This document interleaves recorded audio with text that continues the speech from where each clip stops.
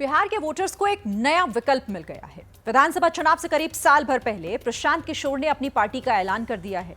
पीके की इस दूसरी पॉलिटिकल पारी को लेकर विरोधी उन्हें घेर रहे हैं।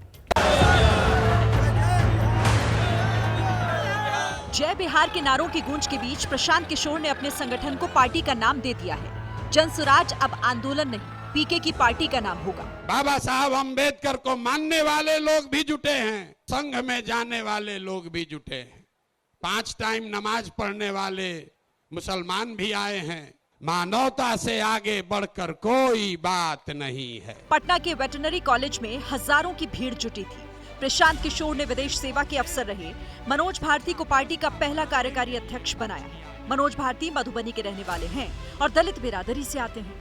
दल के अध्यक्ष के कार्यवाहक अध्यक्ष के तौर पर मनोज भारती जी। पार्टी को स्थायी अध्यक्ष अगले साल मिलेगा। कल तक संगठन के बाकी पदाधिकारियों की घोषणा होगी। प्रशांत किशोर बिहार को विकसित बनाने के नाम पर चुनावी राजनीति में उतरे हैं। राइट टू रिकॉल और पढ़े लिखे चेहरों के सहारे पॉलिटिक्स की बात कर रहे हैं, लेकिन विरोधी उनकी नीति पर सवाल उठा रहे हैं। तो जो महात्मा गांधी के नीति और महात्मा गांधी के कार्यों पर विश्वास करता है, उनके तारीख पर अपने स्थापना दिवस बनाता है और उनकी नीति के विरुद्ध निर्णय करता है, इसी से समझ जाइए।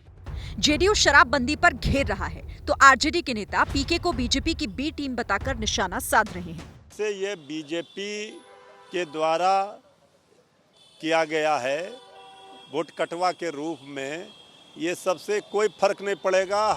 जबकि बीजेपी पीके की विश्वसनीयता पर सवाल उठा रही है। जब चुनाव नजदीक आने लगते हैं तो फफूंदी, जिसको मशरूम कहते हैं हम लोग, तो राजनीतिक पार्टियां फफूंदी की तरह उगती है। तो एक और फफूंदी आज होगी, उससे क्या फर्क पड़ रहा है? हम आपको बताते हैं रास्ता। कुल मिलाकर देखें तो पीके की सियासी एंट्री ने बिहार का पॉलिटिकल पारा चढ़ा दिया है। पीके की जो रणनीति है वो बता रही है कि सियासी टारगेट पर जितना एनडीए है उतना ही महागठबंधन भी। फिलहाल पीके की सियासी पारी का दूसरा पार्ट शुरू हुआ है। पहले वो जेडीयू में उपाध्यक्ष रह चुके हैं, अब अपनी पार्टी बनाई है। तो देखना होगा कि नई नीति रीति के सहारे कहां तक राजनीति की गाड़ी को खींचकर पहुंचा पाते हैं।